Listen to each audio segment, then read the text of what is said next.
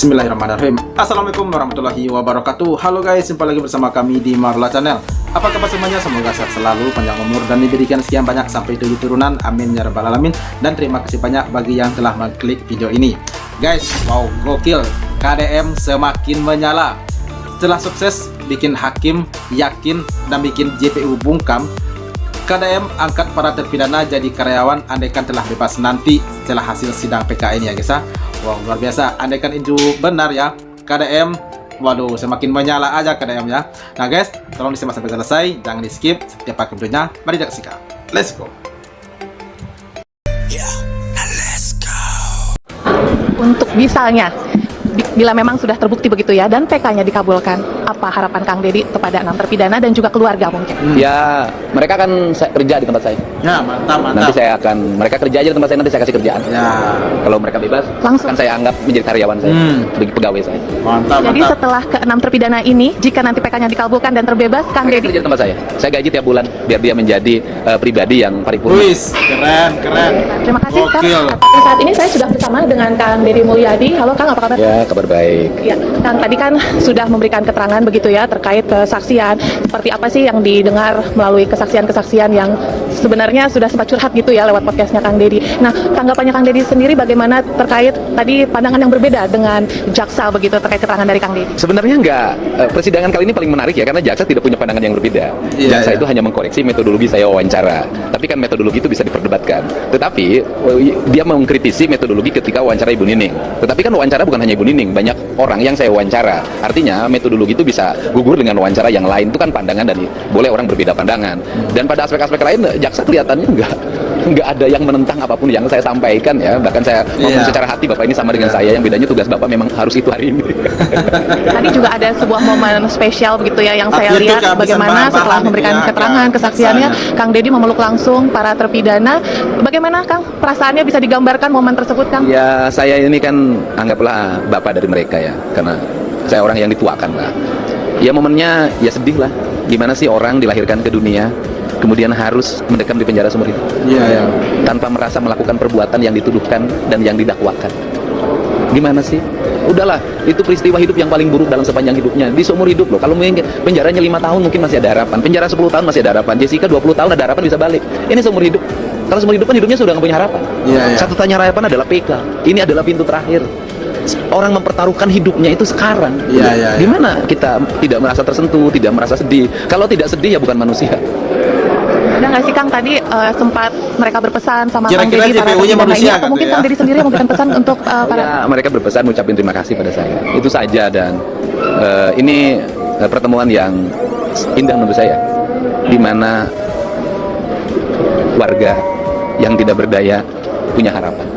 Dan saya merasa bersyukur dalam hidup ini masih menjadi salah satu harapan bagi mereka. Ya, mantap. saya ngeliat ini kayaknya Kang Deddy tersentuh banget ini ya pada saat memeluk. Ya, saya kan hidupnya pakai hati. Kalau hidupnya pakai hati ya kayak gini, kadang-kadang terlalu cengeng. Tapi Kang, tadi ada satu kata-kata yang luar biasa sih pada saat berbicara bahwa ini lebih penting dari sembako karena ini berurusan dengan kemanusiaan. Kenapa bisa seberani dan selantang? Iya, orang bagi sembako siapapun bisa, asal punya duit. Tapi Iya, orang menolong orang dalam keadaan terpidana, tidak semua orang bisa. Betul. Punya duit belum tentu punya nyali. Punya nyali belum tentu punya duit. Betul. Artinya bahwa saya merasa bahwa menolong ini jauh lebih penting dari apapun. Menurut Kang Deddy, kira-kira mental dari 6 terpidana ini apakah luar biasa? Sangat luar biasa. Pertanyaan, siapa sih yang kuat dituduh melakukan pembunuhan dan perbuatan asusila dengan vonis seumur hidup? Siapa yang kuat? Untung nggak bunuh diri juga mereka. Iya. Kan artinya bahwa mereka itu termasuk orang yang teruji secara keimanan, orang yang teruji dari sisi aspek psikologinya hidupnya. Untung tidak gila juga. Iya, Ini kan betul. mudah-mudahanlah mereka pada akhirnya bisa bebas dengan nanti Hakim Mahkamah Agung memutuskan. Ada satu hal yang ingin saya highlight begitu ya. Ini kan selama ini saksi-saksi yang akhirnya mau berbicara di persidangan begitu, sebenarnya pertama kali justru berani melaporkan ke Kang Deddy, bukan ke aparat penegak hukum. Nah, latar belakangnya Kang Deddy sebagai seorang politikus, bahkan pernah menjadi pejabat publik dan sempat Kenapa duduk juga bisa begitu? sebagai anggota DPR. Bagaimana Kang melihat fenomena yang sebenarnya ini, ya gimana ya kalau misalnya bisa dibicarakan, luar biasa sebenarnya? Ya kan begini. kan kalau ke saya mungkin lebih mudah untuk bertemunya dan tidak memiliki beban psikologi kan gitu. Dan kemudian dia beranggapan saya bisa mencari jalan terhadap kesulitan yang mereka miliki karena mereka kan rata-rata percaya pada saya kan lihat medsos gitu loh. Nah kemudian ya saya bersyukurlah menjadi orang yang dipercaya menjadi tempat curhatnya warga. Iya, mantap. Sebagai tokoh masyarakat, boleh minta Semakin pendapatnya menyala Kang Kang Deddy. Deddy ya, guys. Jika misalnya ini kan ada beberapa saksi di persidangan memang sempat ditanya, kenapa tidak langsung ke aparat penegak hukum, kenapa harus ke Kang Deddy dulu gitu untuk menceritakan atau memberikan kesaksian. Nah, dengan latar belakangnya Kang Deddy, bagaimana pandangan sebenarnya apa yang perlu diperbaiki? Berarti apa yang perlu diperbaiki? Menurut saya sih karena rasa sungkan saja. Karena rasa sungkan ya mereka lebih mudah bertemu dengan saya dibanding dengan yang lain. Sehingga ke depan mari kita hilangkan kesungkanan warga untuk bertemu dengan siapapun, ya kan? Bertemu dengan aparat penegak hukum, bertemu dengan anggota DPR, bertemu dengan bupati, wali kota, gubernur, menteri. Hilangkan rasa kesungkanan itu. Bagaimana cara menghilangkan rasa kesungkanan? Ya diri kita harus melekat dan mendekat dengan warga agar warga tidak sungkan ketemu kita. Iya. Berarti apakah Kang Deddy punya pandangan juga? Berarti apakah setuju memang harus ada pembenahan-pembenahan dari institusi? Iya, menurut saya sih ginilah, institusi itu kan melakukan perubahan dalam setiap waktu. Setiap perubahan pasti ada kekurangannya. Ya kita berharap semua institusi di Republik ini pasti dalam waktu ke waktu melakukan pembenahan dan tidak mengulangi kesalahan yang pernah dilakukan. Karena yang paling pertama nih ya Kang Deddy, justru yang dari awal melakukan penelusuran langsung ke TKP, bahkan banyak saksi-saksi yang berbincang atau bersaksi langsung dengan Kang Deddy. Kira-kira awalnya kecelakaan tiba-tiba jadi kasus pembunuhan dan sekarang berusaha dibuktikan lagi untuk diungkap bahwa ini adalah kasus kecelakaan. Menurut Kang Deddy, kira-kira kasus ini terungkap kebenarannya seperti apa? Ya terungkap kebenarannya karena ada orang yang berani berkata.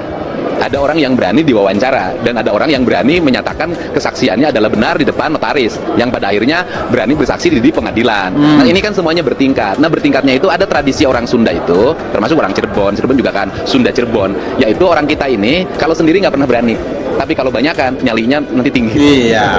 Bersatu Berarti teguh bercerai mulai runtuh berani itu. akhirnya banyak saksi-saksi yang muncul ini karena Dimulai. Orang Indonesia itu harus dimulai. Kalau nggak dimulai nggak akan ada yang berani. Karena dimulai akhirnya orang semuanya punya nyali.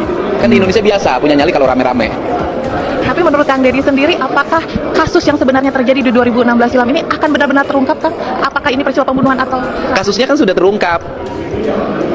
Ya kan? Tinggal putusannya. Ya. Nanti kalau putusannya itu adalah mereka dibebaskan, maka ini kesempatan bagi Polri untuk melakukan penyelidikan ulang.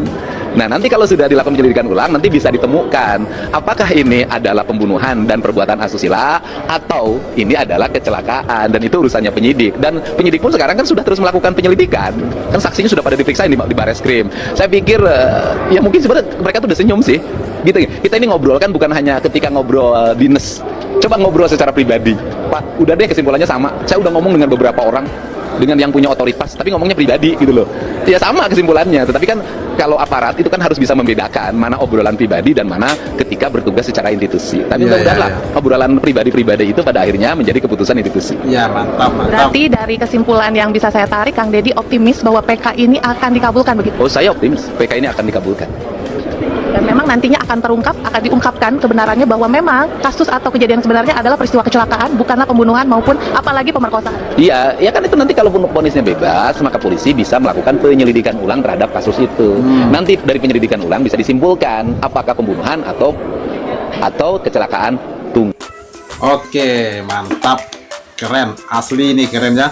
Berarti ini kesimpulannya, kasus ini memang telah terungkap kalau ini adalah kasus kecelakaan.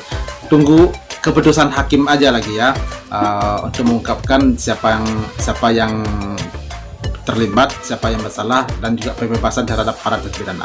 Nah, habis itu lalu Ibtu Rudiana itu mau diapain gitu ya? Dia kan juga terlibat di sini dalam penangkapan dan penganiayaan terhadap para terpidana. Mau diapain tuh Ibtu Rudiana gitu? Dan RT Pasren juga, lalu AF juga, kelanjutan bagi mereka itu apa gitu ya. Nah, ini adalah pertanyaan juga ya guys terhadap Kang Deddy atau siapa saja bisa menjawab. Adakah kasus ini terungkap dan 6 terpidana ini, 7 terpidana termasuk Sudirman ya, bebas begitu ya. Nah, lalu AF, RT Pasren dan juga anaknya si Kavi itu, lalu Ibtu Rudiana serta CS-nya gitu ya, itu mau diapain? Mau dihukum lagi? Mau dihukum juga? Mau disidang juga? Atau dilepasin gitu aja gitu? Nah, itu pertanyaan ya. Siapapun yang boleh menjawab silahkan dijawab di kolom komentar guys ya. Nah oke guys, itu dia reaksi kita hari ini. Terima kasih banyak yang telah menonton dan sampai jumpa lagi di video berikutnya. Thank you. Thanks for watching.